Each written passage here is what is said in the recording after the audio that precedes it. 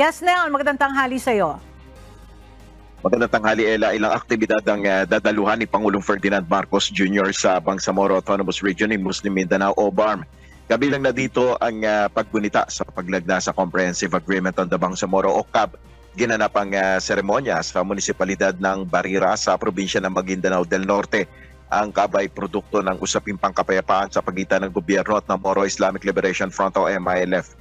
Kaugnay naman nito, pinangunahan ni Pangulong Marcos ang graduation o pagtatapos ng unang batch ng 100 Moro combatants na sumailalim sa Bangsamoro Police Basic Recruit Course sa Camp Pendatun sa munisipalidad ng Parang sa Maguindanao del Norte.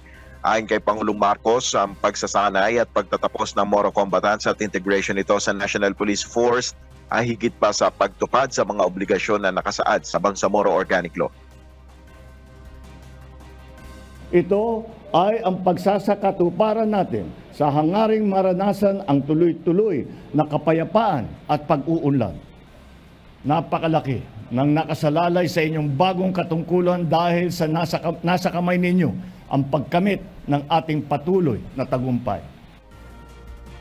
Bukod rito, dadaluhan rin ng Pangulo ang inaugurasyon ng irrigation project ng National Irrigation Administration o NIA sa Malitubog, Maridagao, partikular sa Pikit, Cotabato. May talk to the troops rin si Pangulong Marcos sa headquarters ng 6th Infantry Division, Camp Brigadier General Gonzalo Sionco sa Barangay Awang, Dato Odins, Tinsuat sa Maguindanao. Yan muna ang ating update. Balik sa Ella.